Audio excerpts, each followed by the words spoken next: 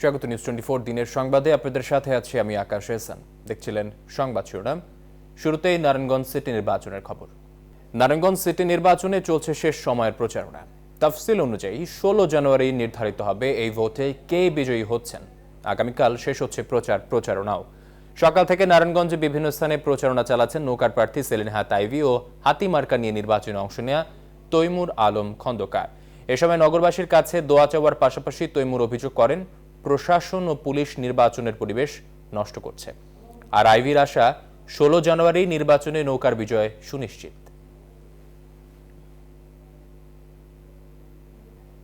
এবার নারায়ণগঞ্জ সিটি নির্বাচনের প্রচারণার খবর জানাতে যুক্ত হচ্ছেন সহকর্মী দিলীপ কুমার মণ্ডল ও আরিফিন শাকিল। শুরুতে যাচ্ছি আরিফিন শাকিলের কাছে। শাকিল, প্রচারণা তো জমজমাট হয়ে গেছে, সামনেই নির্বাচন, কি চলছে এই মুহূর্তে এবং প্রচারণায় তারা কি আশ্বাস দিচ্ছেন জনগণের কাছে, বিস্তারিত জানাবেন।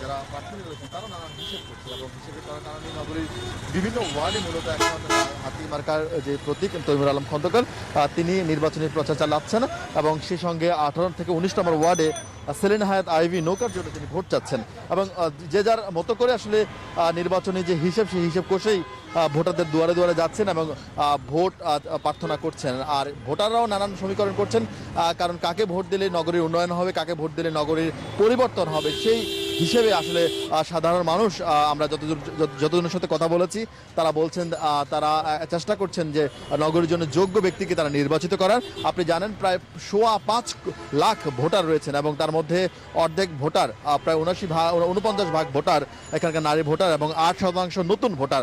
ফলে নির্বাচনে এবার নারী ভোটার এবং নতুন ভোটার এই দুই ভোটাররাই আসলে বড় ফ্যাক্টর হিসেবে কাজ করবে বলে মনে করা হচ্ছে এবং তারা বলছেন একটি নিরাপদ নগরী, যারা উন্নয়ন দিতে পারবেন, যারা একটি স্মার্ট নগরী করতে পারবেন তাদেরকে আসলে প্রার্থী হিসেবে তারা বিবেচনা করছেন। আমরা তৈমুর আলম খন্দকারের সঙ্গে কিছুক্ষণ আগে কথা বলছিলাম, তিনি নানান ধরনের অভিযোগ করছিলেন, নির্বাচনের পরিবেশ বিনষ্ট হওয়ার এক ধরনের আশঙ্কা করছেন, সেই সঙ্গে নির্বাচনের দিন সহিংসতা হওয়ার এক ধরনের তিনি আশঙ্কা প্রকাশ করেছিলেন। বলেছেন তার এরই মধ্যে 17 জন নেতাকর্মীকে আটক করা হয়েছে এবং সেই 17 জন নেতাকর্মীকে পুলিশ ধরে নিয়ে গেছে। বাকিদেরকে নানানভাবে ভয়ভীতি দেখানো হচ্ছে যেন নির্বাচন থেকে তারা সরে দাঁড়ায়।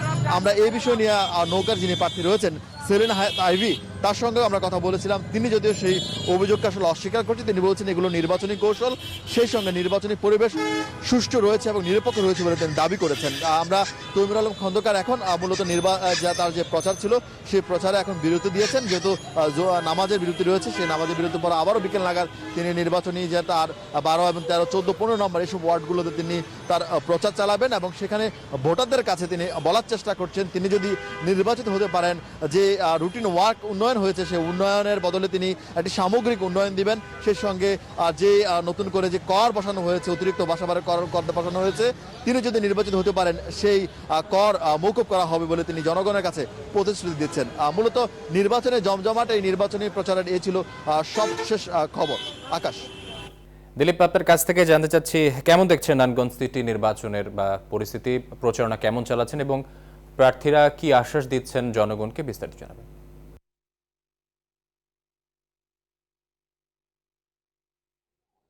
ধন্যবাদ আকাশ। আপনি যেমনটি শুনছিলেন শাকিলের কাছ থেকে যে ভোটের পরিবেশটা কিন্তু নারায়ণগঞ্জে এখনও শান্তিপূর্ণ রয়ে গেছে। এই মুহূর্তে কিন্তু নারায়ণগঞ্জ সিটি কর্পোরেশনের যে 16 তারিখে ভোটের পরিবেশ রয়েছে, অর্থাৎ আগামী 16 জানুয়ারি যে ভোটটা অনুষ্ঠিত হতে যাচ্ছে, এই উপলক্ষে কিন্তু একটা উৎসব মুখর পরিবেশ কিন্তু নারায়ণগঞ্জে বিরাজ করছে। এটাকে কেন্দ্র করে যেমন প্রশাসনের কর্তা ব্যক্তিরা কিন্তু তৎপর হয়ে উঠেছেন, আইন শৃঙ্খলা বাহিনীও কিন্তু তৎপর হয়ে উঠেছে। ভোটারদের মাঝেও কিন্তু একটা আগ্রহের কমতি নেই, তারাও আগামী 16 তারিখে নির্বাচিত করবেন তৃতীয়বারের মতো নারায়ণগঞ্জ সিটি কর্পোরেশনকে, সেই কাঙ্ক্ষিত মেয়রকে, যারা উন্নয়নের ধারা অব্যাহত রাখতে পারবে বা সিটি কর্পোরেশন বিভিন্ন সমস্যাগুলি সমাধান করতে পারবেন। আমরা কথা বলেছি তৈমুর আলম খন্দকার, যিনি অ্যাডভোকেট, যিনি হাতি প্রতীক নিয়ে স্বতন্ত্র প্রার্থী হিসেবে অবতীর্ণ হয়েছেন। আমরা কথা বলেছি আওয়ামী লীগ মনোনীত প্রার্থী নৌকা প্রতীকের ডাক্তার সেলিনা হায়াত আইভীর সাথেও। ডাক্তার সেলিনা হায়াত আইভী বলেছেন আসলে যে নিরাপদ বাসযোগ্য যে নগরী, অর্থাৎ সজীব সতেজ পরিবেশ, বনায়ন করার জন্য তিনি একটা কিন্তু প্রতিশ্রুতি দিয়েছেন এবার। এছাড়াও তিনি বলেছেন সুপেয় পানি পান করানোর জন্য তার একটা প্রতিশ্রুতি রয়েছে, যেটা নগরবাসীকে এতদিন দেওয়া হয়নি। সেই সুপেয় পানি পান করার জন্য তিনি কথা বলেছেন। তিনি এও বলেছেন তৈমুরের বিভিন্ন যুক্তি অর্থাৎ অভিযোগের প্রেক্ষিতে তিনি অভিযোগ খণ্ডন করেও কিন্তু কথা বলেছেন। তিনি তৈমুর যেমনটি বলেছেন যে ভোটের পরিবেশ একতরফা হয়ে যাচ্ছে, অর্থাৎ আইন শৃঙ্খলা বাহিনী কিন্তু তার কর্মীকে গ্রেপ্তার করে নিয়ে যাচ্ছে, বাসায় হানা দিচ্ছে। সেই হিসেবে আইভি কিন্তু বলছেন যে না, এখনও শান্তিপূর্ণ পরিবেশ বিরাজ করছে, অর্থাৎ তৈমুর কিন্তু স্বাধীনভাবেই তার প্রচারণা চালাচ্ছেন, তার কর্মীরাও কিন্তু সেইভাবেই মাঠে আছেন। তো আমরা বিভিন্ন প্রশাসনের সাথে কথা বলেছি, ডিস্ট্রিক্ট অর্থাৎ জেলা প্রশাসনের সাথে কথা বলেছি, পুলিশ সুপারের সাথে কথা বলেছি। এই মুহূর্তে কিন্তু 27টি ওয়ার্ডে যেই ম্যাজিস্ট্রেট অর্থাৎ নামানো হয়েছে, আচরণবিধি যেন লঙ্ঘিত না হয়, 9 জন ম্যাজিস্ট্রেট কিন্তু কাজ করছে 27টি ওয়ার্ডে। আর একটা বিষয় আপনাকে জানিয়ে রাখি যে নারায়ণগঞ্জ সিটি কর্পোরেশনে কিন্তু 148 জন কাউন্সিলর প্রার্থী অবতীর্ণ হয়েছেন প্রতিদ্বন্দ্বিতা করতে 27টি ওয়ার্ডের জন্য। এছাড়াও 34 জন নারী কাউন্সিলর কিন্তু প্রতিদ্বন্দ্বিতা মাঠে রয়েছেন। এর থেকে 9 জন নারী কাউন্সিলর নির্বাচিত হন। এছাড়াও 7 জন মেয়র ক্যান্ডিডেট যারা প্রতিদ্বন্দ্বিতা করছেন বিভিন্ন প্রতীক নিয়ে। তবে আলোচনায় কিন্তু 2 জন প্রার্থী রয়েছেন, এর মধ্যে তৈমুর আলম খন্দকার এবং সাবেক মেয়র ডাক্তার সেলিনা হায়াত আইভি। আমরা গতকাল কিন্তু দেখেছি যে এখানে প্রধান নির্বাচন কমিশনার এসেছেন, তিনি কিন্তু বলে গেছেন যে এখানে নারায়ণগঞ্জের পরিবেশ কিন্তু অত্যন্ত সুষ্ঠু আছে, শান্তিপূর্ণ আছে। তিনি ভোট গণনার সময় বিভিন্নভাবে সতর্কভাবে ভোট গণনার জন্য নির্দেশনা দিয়েছেন। এই ছিল আমার কাছে নারায়ণগঞ্জ থেকে সর্বশেষ। ফিরে যাচ্ছি স্টুডিওতে। আকাশ। নারায়ণগঞ্জের 2500-এ ডাকাত সন্দেহে গণপিটুনিতে 3 যুবকের মৃত্যু হয়েছে। তাদের লাশ উদ্ধার করে ময়নাতদন্তের জন্য নারায়ণগঞ্জ জেনারেল হাসপাতালের মর্গে পাঠিয়েছে পুলিশ। বৃহস্পতিবার সকাল 7টার দিকে স্থানীয়দের মাধ্যমে খবর পেয়ে পুলিশ মরদেহগুলো উদ্ধার করে। নিহতরা হলেন সোনারগাঁ বস্তল এলাকার মোহাম্মদ মফিজুল, জহিরুল ইসলাম জেশলু ও মোহাম্মদ নবী। তাদের বয়স 20 থেকে 30 বছরের মধ্যে। এর মধ্যে জেশলু একটি লেগুনার মালিক, বাকি 2 জন লেগুনার চালক। নারায়ণগঞ্জের অতিরিক্ত পুলিশ সুপার মোস্তাফিজুর রহমান বলেন, রাতে কোনো এক সময় ডাকাত সন্দেহে 3 জনকে পিটিয়ে হত্যা করেছে এলাকাবাসী। নিহত স্বজনরা জানান, রাত 10টায় তারা লেগুনা নিয়ে রূপগঞ্জের গাউসি এলাকা থেকে গার্মেন্টসের শ্রমিকদের আনতে যায়। এরপর আর বাড়িতে ফেরেনি তারা। সকালে তারা জানতে পারেন সবাই মারা গেছেন। প্রধানমন্ত্রী শেখ হাসিনা বলেছেন, উন্নতি করতে চাইলে গবেষণার বিকল্প নেই, তবে স্বাস্থ্য এবং কৃষি বিষয়ক গবেষণা বাড়ানোর তাগিদ দিয়েছেন তিনি। ঢাকায় জাতীয় বিজ্ঞান ও প্রযুক্তি কমপ্লেক্সের উদ্বোধন করে তিনি এ কথা বলেন। শাহলে জয় রিপোর্ট। দেশের বিজ্ঞানীদের এক প্ল্যাটফর্মে কাজ করার সুযোগ দিতে রাজধানীর আগারগাঁয়ে নির্মাণ করা হয়েছে দৃষ্টিনন্দন জাতীয় বিজ্ঞান ও প্রযুক্তি কমপ্লেক্স। এর মাধ্যমে নতুন গবেষণা, বিজ্ঞান শিক্ষা ও প্রযুক্তি চর্চা আরও গতিশীল করার লক্ষ্য সরকারের। নতুন ভবনের উদ্বোধনী অনুষ্ঠানে প্রধানমন্ত্রী শিক্ষার্থীদের বিজ্ঞান মনস্ক করে গড়ে তুলতে সরকারের উদ্যোগগুলো তুলে ধরেন। একই সঙ্গে বিজ্ঞান গবেষণায় সরকারের বিশেষ বরাদ্দের কথাও উল্লেখ করেন তিনি। যেসব দেশ বৈজ্ঞানিক গবেষণায় এগিয়ে যাচ্ছে তারাই অর্থনৈতিকভাবে দ্রুত উন্নতি করতে পারছে। কাজে আমাদের উন্নতি করতে হলে অবশ্যই গবেষণা একান্তভাবে প্রয়োজন। তো আমরা একটা জায়গায় একটু পিছিয়ে আছি গবেষণা, সেটা হচ্ছে স্বাস্থ্য বিষয়ে গবেষণাটা আসলে আমাদের দেশে খুব কম হচ্ছে। অনেকে খুব কম আমাদের চিকিৎসক আছে যারা আসলে তারা রোগী সেবা দিতেই যতটা আগ্রহী, ঠিক গবেষণার দিকে নেই। হাতে গোনা কয়েকজনই নিয়মিত গবেষণা করেন। তবে এই ক্ষেত্রে আমরা পদক্ষেপ নিচ্ছি যে আমাদের স্বাস্থ্য বিষয়ে গবেষণাটা একান্তভাবে দরকার। শেখ হাসিনা বলেন, দীর্ঘ সময় ধরে সরকারে থাকার কারণে ডিজিটাল বাংলাদেশ গড়ার উদ্যোগগুলো বাস্তবায়ন করা সম্ভব হয়েছে। কাজ করতে আমরা গভর্নেন্স প্রতিষ্ঠা এবং আইসিটি শিল্পের বিকাশে এই 13 বছর ধরে বিভিন্ন পরিকল্পনা গ্রহণ ও বাস্তবায়ন করছি। প্রযুক্তি বিশেষজ্ঞ আমাদের সজীব ওয়াজেদ জয়, সে আমাদেরকে সব ধরনের পরামর্শ দিচ্ছে এবং সে কিন্তু অবৈতনিক, এটাও আমি জানিয়ে রাখি। কারণ অনেক সময় অনেক উল্টোপাল্টা কথা বলে। নিজের দেশের কল্যাণে, দেশের মানুষের শিক্ষায় সে কাজ করে যাচ্ছে, সে দেশের মানুষের জন্য। আলোচনায় উঠে আসে বৈশ্বিক মহামারী করোনা প্রসঙ্গ। করোনার নতুন ভ্যারিয়েন্ট সম্পর্কে সবাইকে সচেতন থাকার পরামর্শ দিয়ে প্রধানমন্ত্রী বলেন, সংক্রমণ মোকাবেলায় সরকারি নির্দেশনা মেনে চলতে হবে। আমরা ইতিমধ্যে কিছু নির্দেশনা দিয়েছি, সেই নির্দেশনাগুলি সবাই মেনে চলবেন। শাহ আলী জয়, নিউজ 24, ঢাকা। করোনা ভাইরাসের নতুন ধরন অমিক্রন প্রতিরোধে সরকারের দেয়া বিধিনিষেধ আজ থেকে কার্যকর করা হয়েছে। এর আওতায় দোকান, শপিং মল এবং বাজারে ক্রেতা বিক্রেতা এবং হোটেল, রেস্তোরাঁ সহ সব জনসমাগম স্থলে বাধ্যতামূলকভাবে সবাইকে মাস্ক পরিধান করার কথা বলা হয়েছে। অন্যথায় তাকে আইনানুগ শাস্তির সম্মুখীন হতে হবে। এছাড়া আরও কিছু বিধিনিষেধ জারি রয়েছে। তবে সরেজমিনে আজ প্রথম দিনে মানুষের মধ্যে তেমন কোনো সচেতনতার লক্ষ্য করা যায়নি। এগুলো বাস্তবায়নে আইন শৃঙ্খলা বাহিনীর তেমন কোনো তৎপরতাও চোখে পড়েনি।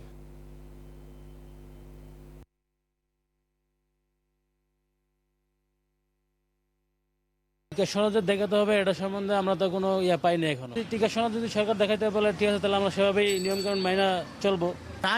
কাজ কয়জন লোক আছে মাইন করে বয়ে থাকবে, তুমি কেনা? আমি টিকা দিব, আমার যে যে কাগজপত্র সব দেশে, এই কারণে টিকা দিতে পারিনি। এখন কাগজপত্র আজকে আনবো, আইনা তারপরে। বিধিনিষেধ নিয়ে বিস্তারিত জানাতে রাজধানী থেকে যুক্ত হচ্ছেন সহকর্মী তালুকদার বিপ্লব। করোনা সংক্রমণ রোধে নানা বিধিনিষেধ দেওয়া হয়েছে। সরেজমিনে কি দেখতে পাচ্ছেন? আসলে জনগণ এই বিষয় সম্পর্কে অবগত কিনা এবং আইন শৃঙ্খলা বাহিনী কতটা তৎপর আছে বিধিনিষেধ কার্যকরের ক্ষেত্রে জানাবেন।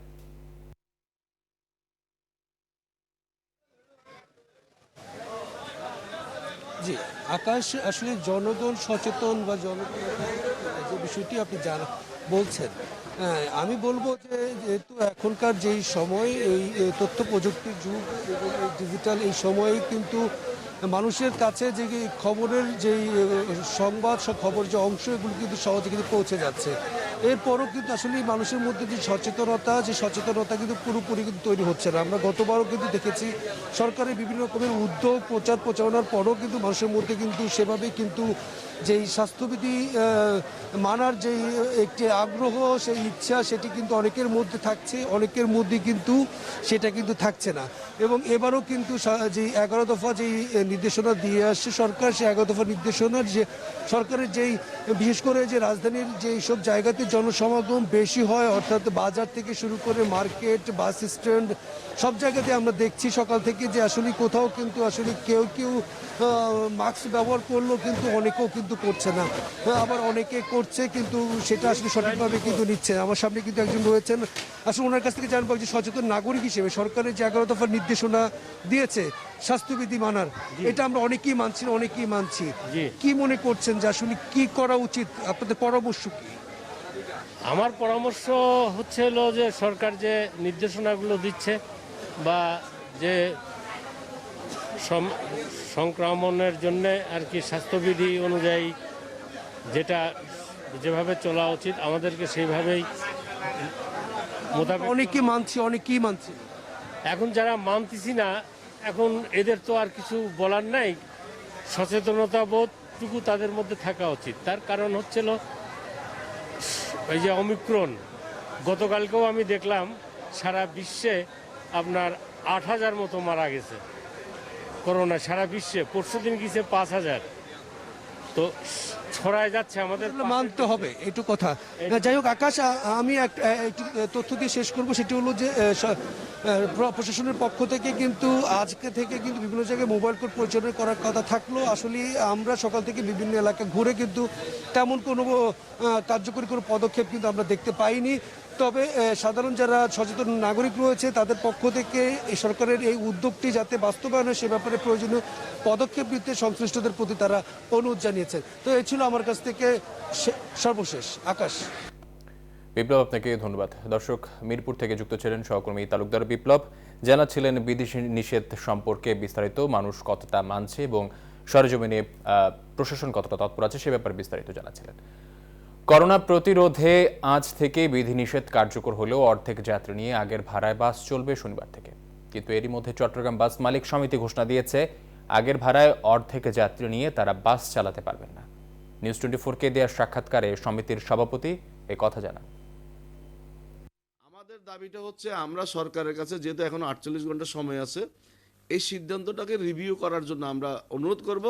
আমাদের দাবি হচ্ছে স্বাভাবিক নিয়মে 40 সিট যে গাড়ি বা যে গাড়ি 30 সিট, যত আসন তত যাত্রী মাস্ক পরাটা বাধ্যতামূলক করে দিলে আমার মনে হয় সেটা ভালো হবে।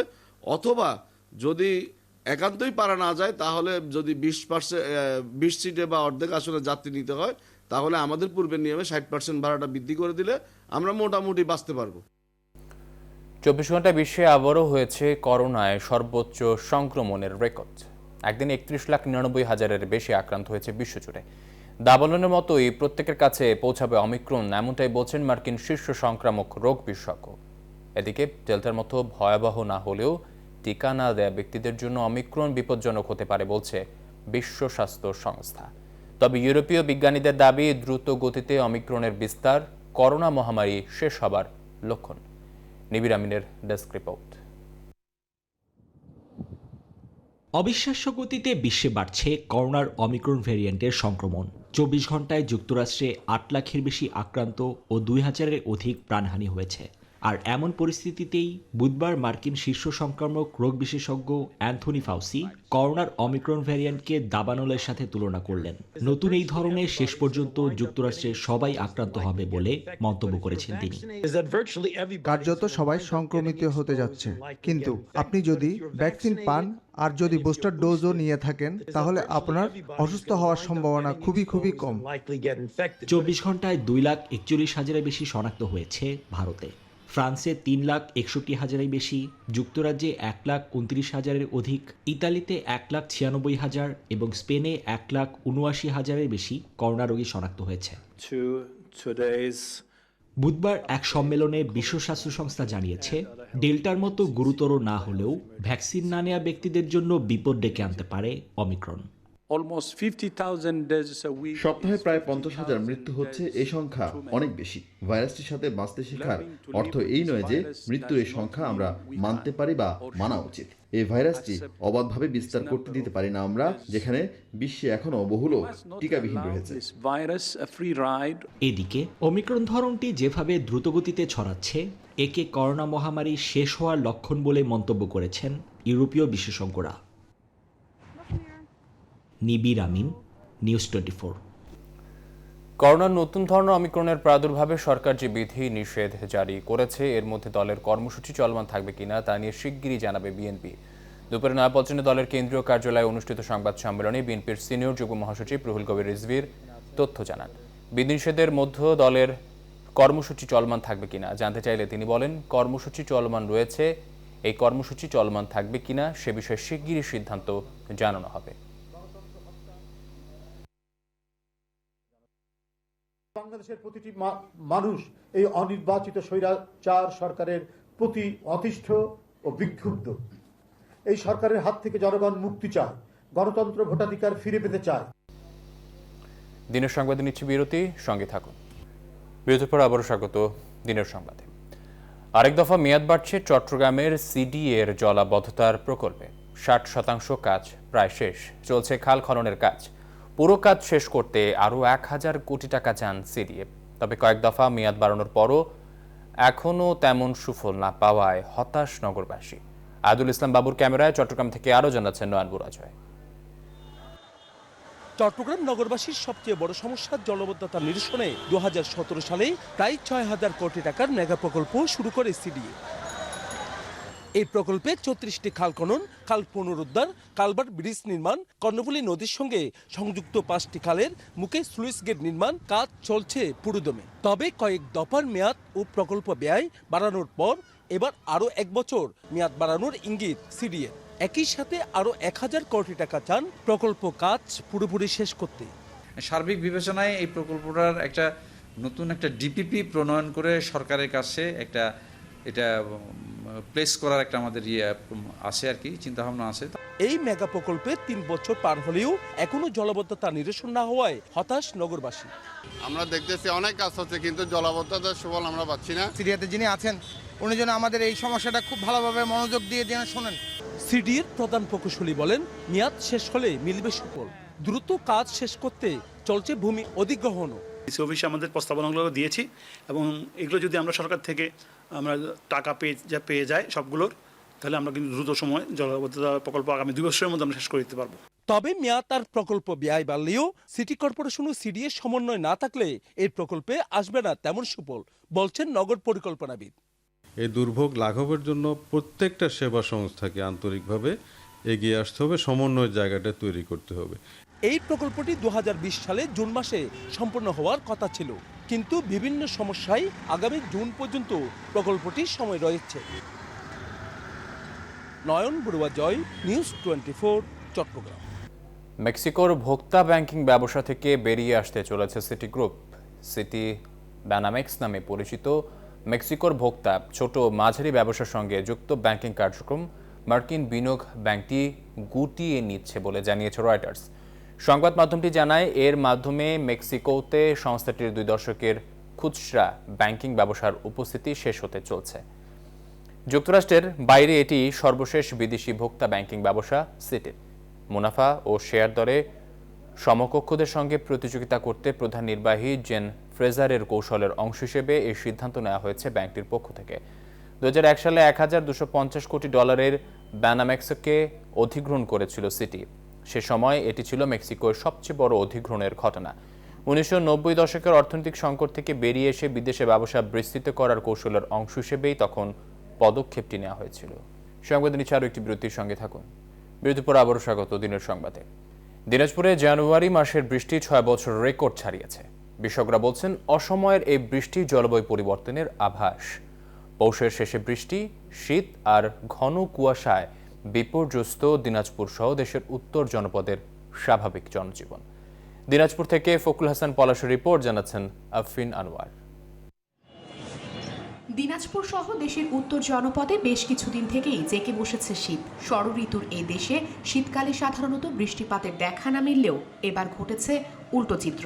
পৌষের মাঝামাঝি সময়ে দিনাজপুরে দেশের সর্বোচ্চ বৃষ্টিপাতের পর পৌষের শেষ দিকে এসে বুধবার বিকেল থেকে আবারও শুরু হয়েছে ঘন বৃষ্টিপাত। বুধবার দুপুর থেকে শুরু হয় গুড়ি গুড়ি বৃষ্টি, আর সন্ধ্যার পর শুরু হয় বজ্রপাত এবং ঝোড়ো বৃষ্টি, চলে প্রায় গভীর রাত অবধি। এমনিতেই শীত, তার উপর অসময়ের এই টানা বৃষ্টিপাত শীতের তীব্রতা আরও বাড়িয়ে দিয়েছে। এতে দুর্ভোগে পড়েছেন এই অঞ্চলের মানুষ। দিনাজপুরে এবার যে বৃষ্টি, ঠান্ডাতে থাকা সম্ভব হচ্ছে না। হঠাৎ করে জানুয়ারি মাসে বৃষ্টি হলো, বোঝা গেল না যে এটা কি শীতকাল না বর্ষাকাল। খুবই বৃষ্টি হয়েছে এবং শীতের প্রকোপ খুবই বেড়ে গিয়েছে। ঠান্ডা খুব নেমে গেছে, আমরা বয়স্ক লোক চলাফেরা করতে পারছি না। আবহাওয়া অফিসের কর্মকর্তারা বলছেন, দিনাজপুরে গত 24 ঘন্টায় বৃষ্টিপাত রেকর্ড করা হয়েছে 18 মিলিমিটার, যা দেশের সর্বোচ্চ বৃষ্টিপাত। আগামী কয়েকদিন রাতের তাপমাত্রা ক্রমান্বয়ে আরও কিছুটা হ্রাস পেতে পারে। সেই সাথে কিছু কিছু স্থানের উপর দিয়ে একটি শৈত্যপ্রবাহ জানুয়ারি 3য় সপ্তাহে বিরাজ করার সম্ভাবনা রয়েছে। বিশেষজ্ঞরা বলছেন, শীতকালের এই বৃষ্টিপাত দেশে জলবায়ু পরিবর্তনের একটি আভাস, আর জলবায়ুর এই পরিবর্তনের জন্য তারা পরিবেশ দূষণকেই দায়ী করছেন। আমরা যারা বিভিন্নভাবে জীবাশ্ম জ্বালানি পোড়ায় পরিবেশকে উত্তপ্ত করছি, আর একটা হচ্ছে সূর্যের আভ্যন্তরীণ ক্রিয়াকলাপের মধ্যে এক ধরনের পরিবর্তন আসছে, এবং সূর্যের যে ফুয়েলিং, সেই ফুয়েলিং সিস্টেমের মধ্যে একটা পার্থক্য আসছে। এই দুটো মিলেই আসলে প্রভাবটা পৃথিবীতে পড়ছে। বৃষ্টিপাতের পর দিনাজপুরে ঘন কুয়াশার পাশাপাশি বাড়ছে শীতের তীব্রতা। দিনাজপুরে আজ বৃহস্পতিবার সর্বনিম্ন তাপমাত্রা রেকর্ড করা হয়েছে 13.7 degree Celsius. Desk report, news 24। Ballistic ক্ষেপণাস্ত্র কর্মসূচির সঙ্গে জড়িত 5 উত্তর কোরীয় নাগরিকের বিরুদ্ধে বুধবার নিষেধাজ্ঞা জারি করেছে যুক্তরাষ্ট্র। পিয়ংইয়ং এর পক্ষ থেকে হাইপারসনিক ক্ষেপণাস্ত্র পরীক্ষার দাবির একদিন পর এই নিষেধাজ্ঞা জারি করা হলো। আল জাজিরা জানায়, নিষেধাজ্ঞার আওতায় থাকা ওই 5 জন দেশটির গণবিধ্বংসী অস্ত্র ব্যালিস্টিক ক্ষেপণাস্ত্র কর্মসূচির সংশ্লিষ্ট সরঞ্জাম কেনাকাটায় জড়িত। যুক্তরাষ্ট্রের গণবিধ্বংসী অস্ত্র ও মিসাইল কর্মসূচি ঠেকানোর উদ্যোগের অংশে হিসেবে এই পদক্ষেপ বলে জানিয়েছে বাইডেন প্রশাসন। গেল মঙ্গলবার উত্তর কোরীয় তৃতীয়বারের মতো হাইপারসনিক ক্ষেপণাস্ত্র পরীক্ষার কথা জানায়। এছাড়াও 1 সপ্তাহের মধ্যে 2টি ক্ষেপণাস্ত্রের পরীক্ষা চালিয়েছে পিয়ংইয়ং। ফ্রান্সের প্যারিসে বুধবার থেকে চালু হলো সম্পূর্ণ নতুন একটি ভার্চুয়াল রিয়েলিটি এক্সপিরিয়েন্সের আয়োজন। এর মাধ্যমে বিখ্যাত নটরদাম ক্যাথেড্রালে ভার্চুয়ালি ঘুরে আসতে পারবেন দর্শকরা। 2024 সালে গির্জাটি পুনরায় খোলার আগেই জনগণকে স্থাপনাটি নতুনভাবে আবিষ্কারের বিকল্প উপায় বের করে দিয়েছে এই ভিন্নধর্মী আকর্ষণ। রয়টার্সের তথ্য ও চিত্রে রিবির আমিনের ডেস্ক রিপোর্ট। ফ্রান্সের প্যারিসে ভ্রমণের সময় সারা বিশ্বের পর্যটকরা যে কটি স্থাপনার দিকে বিশেষ নজর রাখেন, নটরদাম ক্যাথেড্রাল তার মধ্যে অন্যতম। 2019 সালের 15 এপ্রিল ভয়াবহ অগ্নিকাণ্ডে পুড়ে যায় 850 বছর পুরনো গির্জাটি। অলিম্পিক গেমসের 2024 সালের আসর অনুষ্ঠিত হতে যাচ্ছে প্যারিসেই। আর সেই বছরেই জনগণের জন্য পুনরায় খুলে দেওয়া হবে গির্জাটি। তবে তার আগেই চলে এলো স্থানটি পরিদর্শনের নতুন উপায়। বুধবার থেকে শুরু হয়েছে ক্যাথেড্রালটি ভার্চুয়াল রিয়েলিটি অভিজ্ঞতার মাধ্যমে পরিদর্শনের নতুন সুযোগ। 30 ইউরোর বিনিময়ে দর্শনার্থীরা উপভোগ করতে পারবেন 45 মিনিটের এই ভিআর এক্সপিরিয়েন্স, যেখানে দুর্দান্ত সাউন্ড ইফেক্ট সহ চোখের সামনেই ভেসে উঠবে ঐতিহাসিক এই গির্জার নির্মাণ কাজ থেকে শুরু করে 2019 সালের ভয়াবহ অগ্নিকাণ্ডের সময় পর্যন্ত সমস্ত চিত্র। সত্যিই খুব মুগ্ধ হয়েছি। শুধু নতরদাম দেখা নয়, বরং ইতিহাসের সাথে নতরদামকে আবিষ্কার করার সুযোগ করে দেয় এটি। ফ্রেঞ্চ ভার্চুয়াল রিয়েলিটি স্টার্টআপ এমিসিভের মাধ্যমে নিযুক্ত 50 জনের একটি দল দ্বারা 2 বছরের মধ্যে তৈরি করা হয়েছে প্রকল্পটি। সম্পূর্ণরূপে এর অর্থায়ন করেছে ফরাসি টেলিকম কোম্পানি অরেঞ্জ। পরবর্তীতে নিউ ইয়র্ক, রোম এবং মস্কোর মতো শহরে এই ভিআর এক্সপিরিয়েন্স খোলা হবে বলে আশা করা হচ্ছে। নিবির আমিন, নিউজ 24। সময় হলো আরও একটি বিরতির সঙ্গে থাকুন। বিরতির পর আবারও স্বাগত দিনের সংবাদে। বাংলাদেশ জাতীয় ক্রিকেট দলের দায়িত্ব ছাড়ছেন ওটিস গিবসন। ইতিমধ্যে ক্রিকেট পরিচালনা বিভাগের প্রধান জালাল ইউনুস নিশ্চিত করছেন না জাতীয় দলের pace bowling coach Otis Gibson নতুন করে চুক্তি নবায়ন করছে না বিসিবির সাথে। তবে রাসেল ডমিঙ্গো থাকছেন টাইগারদের হেড কোচের দায়িত্বে। এদিকে এর মধ্যে তিনি চুক্তি করে ফেলেছেন পাকিস্তান সুপার লিগের দল মুলতান সুলতানের সঙ্গে। 27 জানুয়ারি থেকে মাঠে গড়াতে যাওয়া পিএসএল-এ কাজ করবেন সাবেক এই ক্যারিবিয়ান পেসার। গিবসন নিউজিল্যান্ডে বাংলাদেশ দলের সঙ্গে একই নৈশভোজে নিজের চুক্তি নবায়ন না করার বিষয়টি প্রথমবার জানান। গিবসন বাংলাদেশ দলের পেস বোলিং কোচের দায়িত্ব নেওয়ার আগে ওয়েস্ট ইন্ডিজ, ইংল্যান্ড ও দক্ষিণ আফ্রিকার প্রধান কোচ ছিলেন। মৌসুমের প্রথম এল ক্লাসিকোতে চিরপ্রতিদ্বন্দ্বী বার্সেলোনাকে 3-2 গোলে হারিয়ে স্প্যানিশ সুপার কাপে ফাইনালে উঠেছে রিয়াল মাদ্রিদ। নির্ধারিত সময়ে ম্যাচের ফল 2-2 গোলে ড্র ছিল। অতিরিক্ত সময়ের নাটকীয়তায় গোলে টানা 5ম এল ক্লাসিকো জিতল গ্যালাক্টিকোরা। এই জয় স্প্যানিশ সুপার কাপের দ্বাদশ শিরোপা জয় থেকে মাত্র এক ধাপ দূরে কার্লোস আনচেলত্তির দল। বিস্তারিত রিপোর্টে। জলুস যা ছিল তা সাম্প্রতিক সময়ে হারিয়েছে এল ক্লাসিকো। তবে খেলাটা ফুটবল আর দুই চিরপ্রতিদ্বন্দ্বী বার্সেলোনা রিয়াল মাদ্রিদের মধ্যে বলেই কিনা উত্তরাধিকার সূত্রে ক্লাবটির ফুটবলাররা প্রজন্ম থেকে প্রজন্ম লালন করে এল ক্লাসিকোর ঐতিহ্য, ইতিহাস আর মর্যাদা। বর্তমান সময়ে রিয়াল মাদ্রিদের ধারের কাছে নেই বার্সেলোনা, আর সেটা প্রমাণ করেই মাদ্রিদিস্তানরা এগিয়ে যায় ম্যাচের 25 মিনিটে। রিয়ালকে এগিয়ে দেন ভিনিসিয়াস জুনিয়র। পিছিয়ে পড়ে ফিরে আসে বার্সা। প্রথমেই রিয়ালকে বোকা বানিয়ে বার্সাকে সমতায় ফেরান লুক ডি ইয়াং। আভাস দেয় ধ্রুপদী লড়াই জমে ওঠার। বিরতি থেকে ফিরে জাভি, আনচেলত্তি দুজনেই ফাতিহ, বেনজেমাদের নিয়ে অল আউট ফুটবলার আক্রমণের পসরা সাজায়। রিয়াল বেনজেমার বুট জোড়ায় ভর করে ব্যবধান 2-1 করে।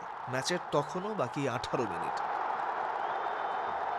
ম্যাচের নির্ধারিত সময়ের বাকি যখন 7 মিনিট, সবাই ধরে নিয়েছিল এল ক্লাসিকোতে টানা 5ম হারের স্বাদ পেতে যাচ্ছে বার্সা। কিন্তু অন্তিম সময়ে গোল করে বার্সাকে আরও একবার সমতায় ফেরান মেসির জার্সি নম্বর গায়ে জড়ানো আনসু ফাতি। এরপর ম্যাচ গড়ায় অতিরিক্ত সময়ে। তবে লম্বা ম্যাচের টেম্পারমেন্ট ধরে রাখতে ব্যর্থ অপেক্ষাকৃত তরুণ বার্সা। ভুল করলে তার মাসুল দিতে হবে, সেটাই দিয়েছে বার্সা। এক্সট্রা টাইমের 8 মিনিটে রদ্রিগোর পাসে ভালভার্দের দারুণ এক গোলে ম্যাচের তৃতীয়বারের মতো লিড নেয়। স্নায়ুর চাপে ম্যাচের বাকি সময় আর সেই গোল পরিশোধ করতে না পারলে স্প্যানিশ সুপার কাপের 12তম শিরোপার আরও কাছে পৌঁছে যায় রিয়াল মাদ্রিদ, উঠে যায় আসরের ফাইনালে। তামিমুর রহমান, নিউজ 24। লিগ কাপের প্রথম সেমিফাইনালের 2 লেগ হয়ে আসরের ফাইনালিস্ট নির্ধারণ হলেও আজই মাঠে গড়াবে লিগ কাপের দ্বিতীয় সেমিফাইনালের প্রথম লেগের ম্যাচ। সেখানে লড়বে লিভারপুল আর্সেনাল। ম্যাচটি শুরু হবে রাত 2:45। লিভারপুলের ঘরের মাঠ এনফিল্ডে মাঠে নামার আগে সময়টা ভালো হচ্ছে না আর্সেনালের। প্রিমিয়ার লিগ ও এফএ কাপের শেষ 2 ম্যাচে দুটোতেই হেরেছে ক্লাবটি। তাই নিজেদের ফিরে যেতে আর সেমির প্রথম লেগের আওয়ে ম্যাচের জয়হীন কিছুই ভাববে না গানাররা। এদিকে লিভারপুলের ঘরের মাঠের রেকর্ড বলছে শেষ 7 ম্যাচে জয় নিয়ে মাঠ ছেড়েছেন তারা। প্রতিপক্ষের জালে গোল দিয়েছে 23টি। যদিও এই ম্যাচে লিভারপুল পাচ্ছে না সাদিও মানে, মোহাম্মদ সালাহ ও নেবি কেইতাকে। অন্যদিকে আর্সেনাল এমরিকে পেপে ও থমাসকে পাচ্ছে না আফ্রিকান নেশনস কাপ খেলতে জাতীয় দলের ক্যাম্পে থাকায়। এই ছিল দিনের সংবাদে। আরও সংবাদ ও বিশ্লেষণ জানতে ভিজিট করুন news24bd.tv। ধন্যবাদ সবাইকে।